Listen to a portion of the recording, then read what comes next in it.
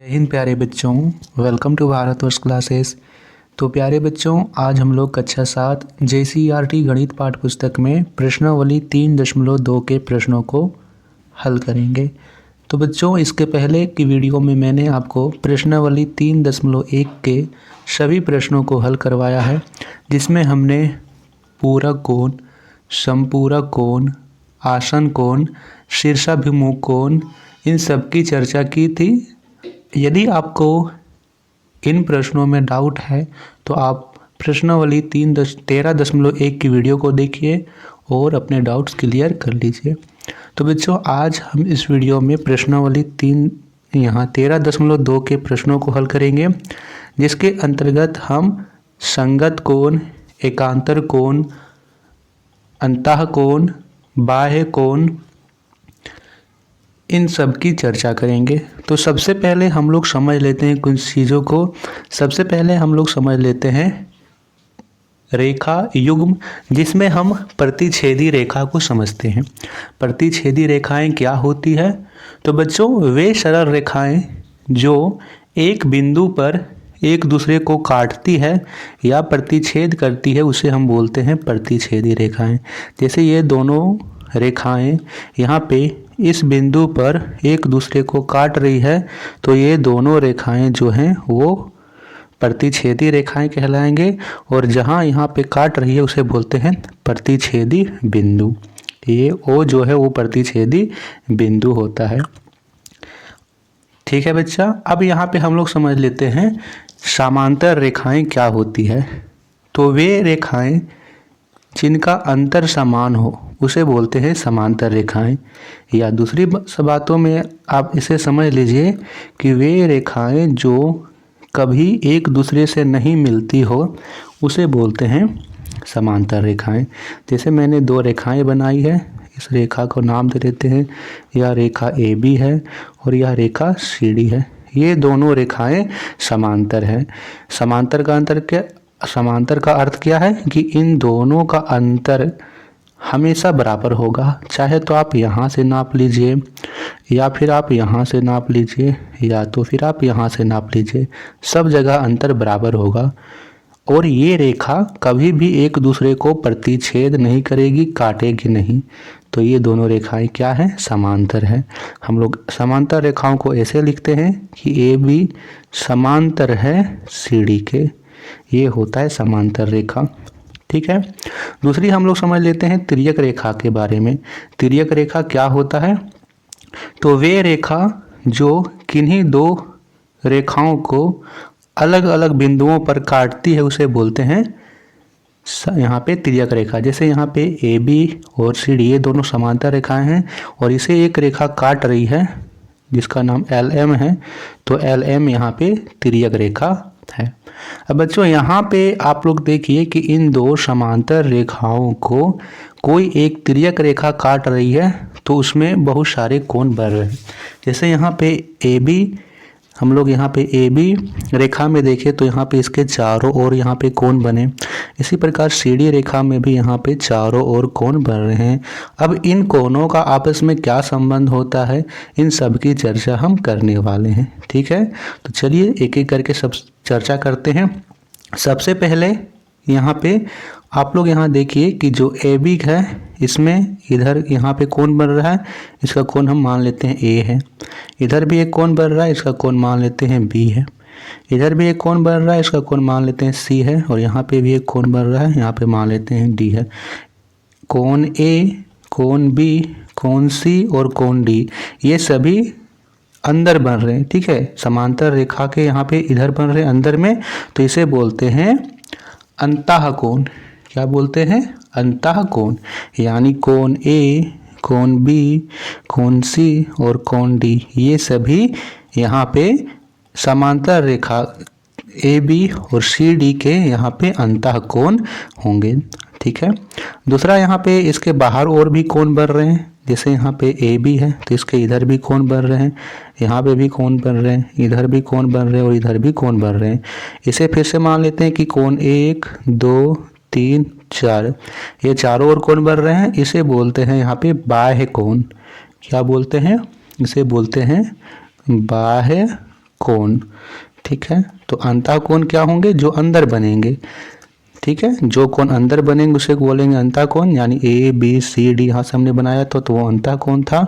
और जो हमने बाहर बनाया है 1 2 3 4, ये दोनों बाह्य कोण है। अब इसी से हम लोग संगत कोण और एकांतर कोण और शीर्षाभिमुख कोण को समझेंगे। अंतः कोण और बाह्य कोण आपको समझ आ गया बच्चा। अब यहाँ पे संगत कोण क्या होता है और संगत कोणों का युग्म क्या होता है। तो बच्चों यहाँ पे मैंने आपको बताया था कि यहाँ पे जो बाह्य कोण बन रहा है, यानी यह जो यहाँ पे कोण बन रहा है इसे हम मान लेते हैं कोण 1 है। ठीक है, यहाँ पे कोण जो बन रहा है उसे हम लोग मान लेते हैं कोण 1 है। और इसी रेखा पर यहाँ पे जो कोण बनता है उसे हम लोग मान लेते हैं कोण 2। यहाँ पे कोण 1 और कोण 2 बराबर हैं, ये दोनों संगत कोण हैं। क्या है? संगत कोण है। ठीक है, बात समझ में आई? यानी एक और बनेगा, जैसे यह रेखा है तो यहाँ पे बन रहा है कोण तो दूसरा कोण यहीं पे बनेगा। फिर से हम लोग यहाँ देख लेते हैं कि यहाँ पे यदि हम लोग यहाँ पे मान लें कि यहाँ पे कोई कोण बन रहा है 3, तो यहाँ पे जो कोण बनेगा यहाँ 4 वाला, ये भी संगत कोण होगा। क्या होगा? संगत कोण। यानी कोण 1 कोण 2 ये दोनों संगत कोण हैं। संगत कोण हमेशा बराबर होते हैं। कोण 3 और कोण 4 यहाँ से संगत कोण हैं और ये संगत कोण बराबर होते हैं। यहाँ से भी कोण बनेगा, यदि अंदर बात करें तो यहाँ पे भी एक कोण बन रहा है और इसी प्रकार यहाँ पे भी कोण बनेगा। ये दोनों कोण, कोण ए और कोण बी, ये दोनों भी बराबर होंगे, संगत कोण। इसी प्रकार इधर भी कोण बनेगा, कोण सी और कोण डी, ये दोनों भी आपस में बराबर होंगे, संगत कोण। तो संगत कोण क्या होगा बच्चा कि एक रेखा में ऐसे बनाओ तो यहाँ पे यदि कोण बन रहा है तो इसके अंदर यहाँ पे भी कोण बनेगा एक ही तरफ। यहाँ पे बन रहा है तो ये भी यहाँ पे बनेगा। एक कोण बाह्य रहेगा तो एक कोण अंतः रहेगा, एक कोण बाह्य रहेगा तो एक कोण अंतः रहेगा और एक कोण अंतः रहेगा तो एक कोण बाह्य रहेगा। इसे बोलते हैं यहाँ पे संगत कोणों का युग्म। ठीक है, दूसरी बात हम लोग यहाँ पे समझ लेते हैं, एकांतर अंतः कोण क्या होते हैं और एकांतर कोण क्या होते हैं। ठीक है, तो चलिए फिर से हम समांतर रेखा बना लेते हैं। यहाँ पे यह ए बी समांतर, यह भी ए बी एक रेखा है और इसके समांतर एक और रेखा है सी डी। जरूरी नहीं कि ए बी और सी डी ही हो, नाम कुछ भी हो सकता है, एक्स वाई पी क्यू। ठीक है, तो यहाँ पे 2 रेखाएं हैं, इसका नाम पहले ले लेते हैं कि यह रेखा एल है और यह रेखा एम है और तिर्यक रेखा का मान दे देते हैं कि यह पी क्यू है। ठीक है, अब यहाँ पे देखिए कि एकांतर अंतः कोण का युग्म क्या होता है, या फिर एकांतर यहाँ पे कोण क्या होते हैं। तो सबसे पहले एकांतर अंतः कोण क्या होते हैं? जो अंदर बनेंगे। तो यहाँ पे यह जो कोण है और इसी लाइन पे जो इसके विपरीत बनेगा अंदर में, यह अंदर का कोण तो यही दोनों है, तो ये दोनों कोण एकांतर अंतः कोण कहलाएंगे। यानी कोण 1 और कोण 2 ये दोनों क्या है? एकांतर अंतः कोण, एकांतर अंतः कोण है ये। ठीक है, संगत कोण नहीं होंगे। संगत कोण मैंने आपको अभी बताया, संगत कोण कब होगा कि यदि यहाँ 2 में बन रहा है 2 का कोण तो इसके यही लाइन पे यहाँ पे बनेगा बाहर में, यदि यहाँ पे बन रहा है तो इसके बाहर यहाँ कोण बनेगा। ये दोनों होते हैं संगत कोण। एकांतर कोण समझ में आया। दूसरा एकांतर कोण और बन रहा है, यहाँ पे आप लोग देखिए, यहाँ पर एक कोण बन रहा है, इसे मान लेते हैं कोण 3 है, तो इसी लाइन पर इसके विपरीत में यह बनेगा और यहाँ पे मान लेते हैं यहाँ कोण 4 है। तो कोण 3 और कोण 4 ये दोनों भी एकांतर अंतः कोण होते हैं। ठीक है, एकांतर अंतः कोण। और सिर्फ पूछा जाए कि एकांतर कोण क्या है, अब अंतः नहीं बोले, सिर्फ बोले एकांतर कोण क्या है, तो एकांतर में एक कोण यहाँ से बाह्य ले लेते हैं और यहाँ पे इसी लाइन पे एक तो कोण अंदर का ले लेंगे, या ये दोनों कोण भी एकांतर अंतः एकांतर कोण कहलाएंगे। अब अंतः नहीं होगा, सिर्फ एकांतर कोण। और फिर यहाँ पे कोण लेंगे, जैसे यहाँ पे ए और बी एकांतर अंतः कोण है। फिर यहाँ से कोण सी और कोण डी, यहाँ पे ये भी एकांतर कोण है। एकांतर कोण समझ में आ गया। शीर्षाभिमुख कोण की हमने चर्चा की थी। शीर्षाभिमुख कोण क्या होते हैं कि जो एक दूसरे के विपरीत है। मान लीजिए कि यहाँ पे कोई कोण बन रहा है, यह कोण 1 है, तो इसी शीर्ष बिंदु के विमुख यानी शीर्ष विमुख शीर्षाभिमुख यहाँ पे कोण बनेगा। तो ये दोनों कोण आपस में बराबर होंगे, कोण 1 बराबर कोण 2 होगा शीर्षाभिमुख कोण पर। इसी प्रकार यहाँ पे भी बनेगा। मान लीजिए यहाँ 3 बन रहा है, ये कोण है, 3 नाम उसका दे दिए। यहाँ पे कोई कोण बन रहा है, इसका नाम हमने 4 दे दिया। ये दोनों कोण भी बराबर होंगे शीर्षाभिमुख कोण की द्वारा। ठीक है। और हमने पिछले वीडियो में आपको आसन कोण के बारे में बताया था, और यहाँ पे मैंने आपको आसन कोण के अलावा पूरक कोण बताया था, पूरक कोण भी बताया था। ठीक है। तो ये आपको ये चीज़ें याद होंगी कि, और रेखिक युग्म 3 चीज़ें एक बार और समझ लीजिए। यहाँ से मैंने आपको सबसे पहले बताया था आसन कोण। आसन कोण में आपको क्या बताया था कि वे 2 कोण जिसका शीर्ष बिंदु 1 हो, यहाँ से 2 कोण बना लेते हैं जिसका शीर्ष बिंदु 1 हो। यहाँ पे शीर्ष बिंदु O मान लेते हैं। O से 3 भुजा निकल रही है, OA, OB और OC। यहाँ से कोण बन रहा है 1 और कोण मान रहे थे 2, ये यहाँ पे कोण बन रहा है। तो जिसका शीर्ष बिंदु 1 हो, पहला कंडीशन सही है। जिसकी एक उभयनिष्ठ भुजा हो, तो OB यहाँ पे उभयनिष्ठ भुजा है, दूसरा सही है। तीसरा कंडीशन यह था कि जो भुजाएं उभयनिष्ठ नहीं है, यानी OC और OA ये दोनों उभयनिष्ठ नहीं है, वो उभयनिष्ठ भुजा के बाएं और दाएं ओर हो। यानी उभयनिष्ठ भुजा OB है, OB के बाएं ओर C है और दाएं ओर A है। तो तीनों सही है। तो कोण 1 बराबर है कोण 2। ये दोनों बराबर क्यों है? आसन कोण है, आसन कोण। ठीक है। अब आसन कोण के अलावा मैंने आपको बताया था रेखिक युग्म। रेखिक युग्म में क्या बताया था कि एक रेखा हो, उसमें बीच में से कोई रेखा, यहाँ से कोई किरण निकल रही है, यहाँ पे जो कोण बनता है उसका मान 180 डिग्री होता है और वो रेखिक युग्म होता है। यानी कोण 1 कोण 2 के बराबर है। इसमें एक कंडीशन क्या होता है बच्चों की जो रेखाएं उभयनिष्ठ नहीं है, यहाँ पे हम भुजा बना ले तो OABC, तो OA इसमें दोनों में उभयनिष्ठ भुजा है। तो जो भुजाएं उभयनिष्ठ नहीं है, यानी OB और OC उभयनिष्ठ नहीं है, वो एक दूसरे के विपरीत होनी चाहिए। तो OA और OA यहाँ पे उभयनिष्ठ है, तो OB और OC ये दोनों एक दूसरे के विपरीत हैं। ये इधर है तो ये इधर है। यहाँ पे रेखिक युग्म होगा तो एक कोण 1 और कोण 2, यहाँ पे इन दोनों का जो योग होगा वो 180 डिग्री के बराबर है। यानी यदि कोण यहाँ पे 1 का मान यदि दिया हुआ है 20 डिग्री, ठीक है, यहाँ पे कोण 1 का मान दिया हुआ है 20 डिग्री, और यहाँ पे आपको पूछा जाए कि x का मान याद कीजिए, तो क्या हम लोग याद कर सकते हैं? कर सकते हैं। हम लोग 180 में से 20 को घटा देंगे, कितना आएगा? 160 डिग्री। तो x का मान 160 डिग्री हो जाएगा। ठीक है। चलिए अब हम प्रश्नों को करते हैं। आशा करता हूँ कि आपको ये चीज़ें समझ में आई होगी। तो प्रश्न संख्या 1 को लगा रहा हूँ। पहला प्रश्न आप सभी के सामने है। प्रश्न कहता है दी गई आकृति में M रेखा यहाँ पे N के समांतर है। यहाँ पे जो यह रेखा या M है और यह रेखा N है, ये दोनों रेखाएं आपस में समांतर है, और जो यह रेखा है तिर्यक रेखा है। तो हमसे पूछा गया है कि x का मान ज्ञात कीजिए, जबकि यहाँ पे 65 डिग्री दिया हुआ है। अब हम लोग यहाँ पे देख सकते हैं कि यह जो रेखा है, ठीक है, यहाँ से एक किरण निकल रही, इस रेखा से एक बिंदु से निकल रहा है।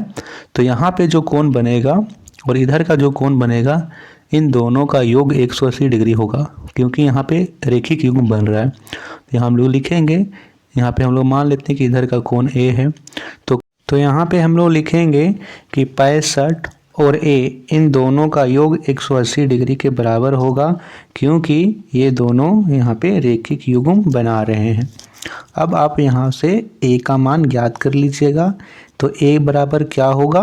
A बराबर यहाँ पे 180 और इस 65 को इधर लेके आएंगे तो ये माइनस का होगा।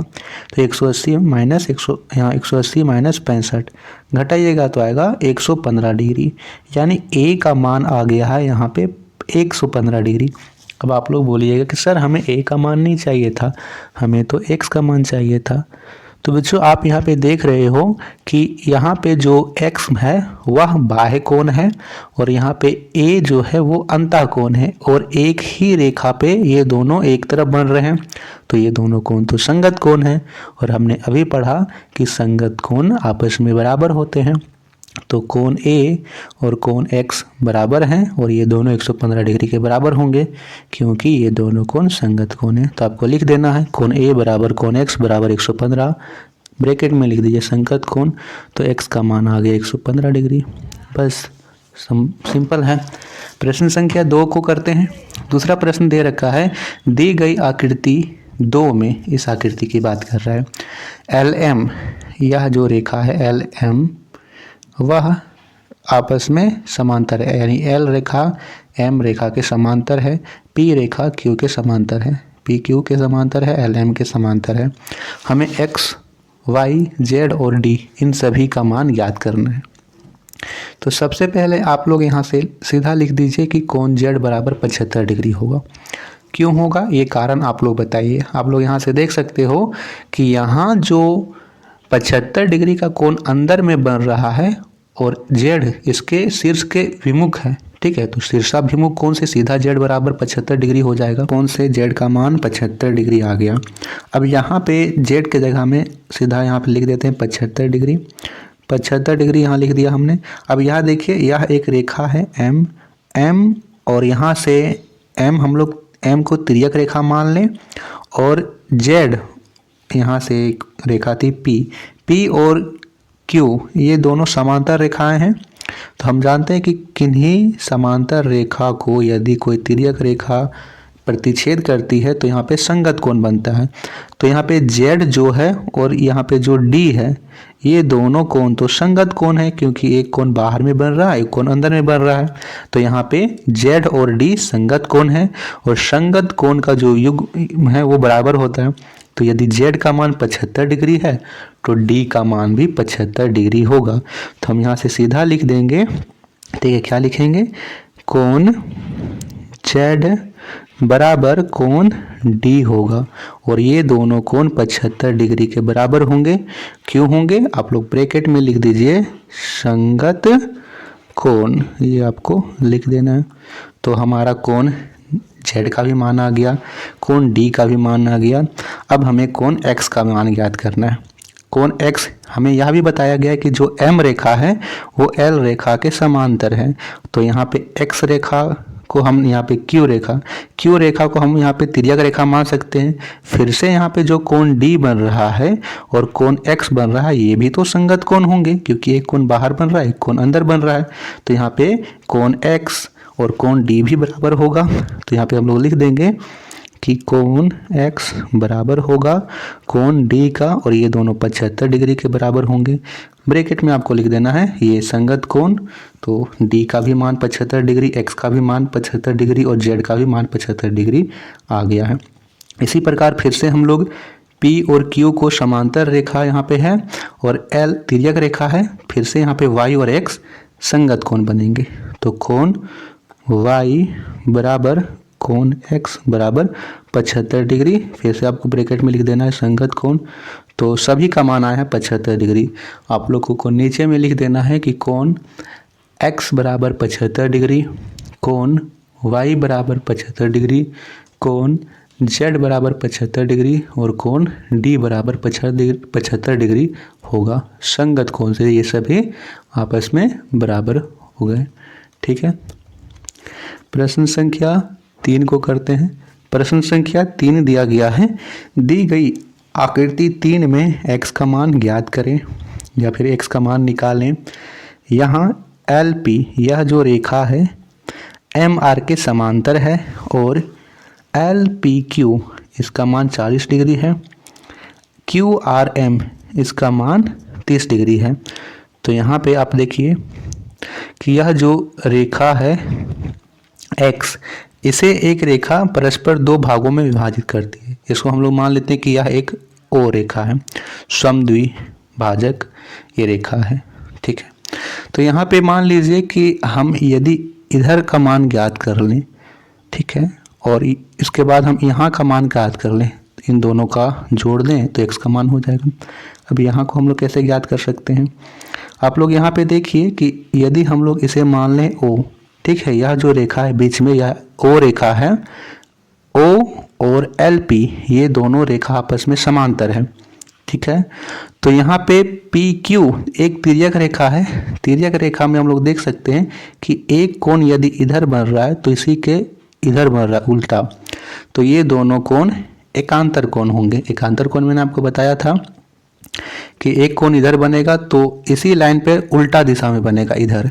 तो यहाँ पे हम लोग देख लें LPQ 40 डिग्री है, तो यहाँ पे PQO ये भी यहाँ पे 40 डिग्री होगा, यानी इधर का यहाँ का मान आ गया 40 डिग्री। इसी प्रकार हम इधर देखें तो यहाँ पे जो कोण बनेगा और यहाँ पे जो कोण बनेगा ये भी एकांतर कोण होगा। एक ही लाइन में बन रहा है, एक इधर बन रहा है तो एक उल्टी दिशा में बन रहा है। यहाँ 30 डिग्री है तो ये भी 30 डिग्री होगा, और फिर यहाँ से 40 आ गया, इसका मान 30 आ गया, दोनों को जोड़ेंगे तो 70, x का मान 70 डिग्री। इसी प्रकार हम लिख लेंगे कि कोण LPQ बराबर होगा PQO के, क्यों होगा बराबर, ब्रैकेट में लिख देना है एकांतर कोण LPQ का मान दिया हुआ था 40 डिग्री, तो PQO का भी मान आ गया 40 डिग्री, यानी यहाँ का मान आ गया 40 डिग्री। इसी प्रकार इधर नीचे में हम लोग देखें तो MRQ जो कोण है वो RQO के बराबर होगा। क्यों बराबर होगा, फिर से लिख देना है एकांतर कोण। तो MRQ का मान दिया हुआ था 30 डिग्री, या फिर MRQ बोले या QRM एक ही है क्योंकि बीच में R है। तो यहाँ पे 30 डिग्री दिया हुआ था तो इसका भी मान आया 30 डिग्री, यानी RQO का मान 30 डिग्री। x का मान ज्ञात करना है तो x का मान क्या होगा, इन दोनों को जोड़ दें, यदि इन दोनों को जोड़ देंगे तो हो जाएगा x, यानी PQO और कोण RQO इन दोनों का योग होगा। PQO का मान आया 40 डिग्री, RQO का मान आया 30 डिग्री, 40 और 3 70, यानी x का मान 70 डिग्री होगा। चौथा प्रश्न यहाँ दिया गया है, दी गई आकृति 4 में AB DC के समांतर है और CDE 120 डिग्री है, तो x, y, z और m का मान ज्ञात कीजिए। सबसे पहले तो हम या x का मान तो बहुत आसान तरीके से याद कर सकते हैं, क्योंकि यह जो रेखा है इसमें से एक यहाँ से निकल रही है रेखा, तो यहाँ से रेखिक युग्म बन रहा है, ठीक है। तो 120 डिग्री और रेखिक युग्म का अर्थ क्या है कि पूरा 180 डिग्री बनना चाहिए। तो 120 में से 180 में से 120 को घटा देंगे 60 डिग्री, x का मान ज्ञात होगा। तो हम लोग सीधा करेंगे कि 120 प्लस कोण x बराबर 180 डिग्री, तो x यहाँ पे लिख देंगे रेखिक युग्म। तो कोण x का x लिखेंगे 180 और 120 को इधर लेंगे तो माइनस का होगा, 180 माइनस 120 घटाएंगे तो 60 डिग्री, यानी कोण x का मान आ गया यहाँ पे 60 डिग्री। अब यहाँ पे देख सकते हो आप कि AB और यहाँ पे CD या फिर DC समांतर है, AB और DC समांतर है, तो यहाँ जो यह रेखा है यह एक तिर्यक रेखा है। तिर्यक रेखा में यहाँ पे बाहर का जो कोण बनेगा यहाँ पे और यहाँ पे जो अंदर कोण बनेगा, ये दोनों कोण संगत कोण होंगे। तो यहाँ पे हम लोग एक कोण बना लेते हैं, मान लीजिए हमने बनाया यहाँ कोण, इसका मान A है, यानी कोण A और कोण X ये दोनों संगत कोण हैं, संगत कोण बराबर होते हैं। तो X का मान आया है 60 डिग्री, तो यहाँ पे A का भी मान 60 डिग्री होगा। लिख देंगे कोण X बराबर कोण A बराबर 60 डिग्री, ये दोनों 60 डिग्री है, संगत कोण है। यहाँ पे 60 डिग्री आ गया है, ठीक है। फिर से यहाँ पे यह रेखा है, यहाँ से फिर से रेखिक युग्म बन रहा है, तो कोण A और कोण M इन दोनों का योग 180 डिग्री होगा। A का तो मान है याद है 60 डिग्री, M का मान हमें ज्ञात करना है, तो M 60 प्लस M बराबर 180 डिग्री। M को इधर लेके आएंगे तो 180 में से 60 माइनस कर देंगे, 180 माइनस 60 बराबर 120 डिग्री। 120 डिग्री यहाँ पे M का मान आ गया, X का मान आ गया है यहाँ पे 60 डिग्री। अब इसी प्रकार हम यहाँ पे Z का मान ज्ञात कर लेंगे, Z का मान ज्ञात करेंगे। यहाँ पे आप देखिए, यहाँ पे जो AD है और BC है, इसी की सहायता से हम यहाँ पे Z का मान ज्ञात करेंगे। यहाँ पे ये दोनों कोण भी एकांतर कोण बनेंगे, क्योंकि ये बाहर है, एक ही रेखा पर इधर कोण बन रहा है तो यहाँ पे भी कोण बनेगा। ये दोनों कोण एकांतर कोण होगा, यानी ए और जेड एकांतर कोण होगा। कोण ए बराबर कोण जेड बराबर 60 डिग्री होगा एकांतर कोण। ए का मान 60 था, इसी प्रकार जेड का भी मान 60 हुआ एकांतर कोण की मदद से। अब यहाँ पे एक कोण हम लोग बना लेते हैं। इस कोण को हम लोग मान लेते हैं बी है, ठीक है। 120 को हम लोग मान लेते हैं बी और बी का मान आया 120 डिग्री। कोण बी और कोण वाई भी यहाँ पे एकांतर कोण होंगे, क्योंकि एक ही रेखा पर बन रहे हैं, एक इधर बन रहा है तो एक उल्टी दिशा में बन रहा है। ये दोनों भी एकांतर कोण होंगे। तो कोण बी का मान है 120 डिग्री, तो कोण वाई का भी मान होगा 120 डिग्री। तो एक्स का मान आया है 60 डिग्री, लिख देंगे। अतः एक्स बराबर 60 डिग्री, वाई बराबर 120 डिग्री, z बराबर 60 डिग्री और m बराबर 120 डिग्री है। ये आपको लिख देना है। 5वां प्रश्न यहाँ पे दे रखा है, दी गई आकृति 5 में ए बी और डी ई तथा बी सी और ई एफ हो, यानी समांतर हो। ए बी डी के समांतर है, बी सी और ई एफ के समांतर है। तो ए बी सी 70 डिग्री है। एक्स का मान हमें ज्ञात करना है। यहाँ पे हम एक रचना करेंगे कि जो ई एफ जो रेखा है इसको यहाँ पे इधर यहाँ तक बढ़ा लेंगे। ये चीज़ को हम लिख लेते हैं कि रचना ई एफ बिंदु को, ई एफ रेखा को बिंदु ओ तक बढ़ाया। यहाँ तक बढ़ा लेते हैं ओ तक। अब मिला लेते हैं, यह ए बी जो रेखा यहाँ से सीधा इसे हमने मिला लिया।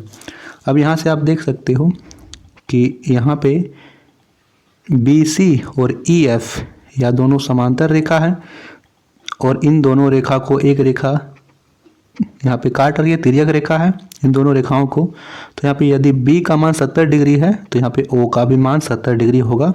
संगत कोण से, एक बाहर बन रहा है एक अंदर बन रहा है, तो संगत कोण से बराबर होंगे। तो यहाँ पे बी का मान 70 डिग्री है तो ओ का भी मान 70 डिग्री है। तो ए बी सी यह जो कोण है वह बराबर होगा बी ओ ई के, यहाँ कोण के। क्यों बराबर होगा? संगत कोण। तो यहाँ पे कोण ओ का मान आ गया 70 डिग्री। और नेक्स्ट आप लोग यहाँ देखिए कि कोण एक्स और कोण ओ ये दोनों भी आपस में बराबर होंगे, क्योंकि हमें कहा गया है कि नेक्स्ट में यहाँ पे ए बी और डी ई ये दोनों भी बराबर हैं। तो यहाँ पे फिर से संगत कोण, यहाँ एक बाहर बन रहा है तो एक अंदर, यानी कोण ओ और कोण एक्स बराबर होंगे संगत कोण, और ये दोनों आपस में 70 डिग्री होंगे। कोण ओ का मान 70 है तो कोण एक्स का मान भी 70 होगा, संगत कोण। तो बच्चों इस वीडियो को यहीं तक रखते हैं। नेक्स्ट वीडियो में हम प्रश्न संख्या 6 से करेंगे। वीडियो अच्छी लगी हो तो लाइक शेयर ज़रूर कीजिएगा। भारत वर्ष क्लासेस पर पहली बार आए हैं तो सब्सक्राइब ज़रूर कीजिएगा। Thank you.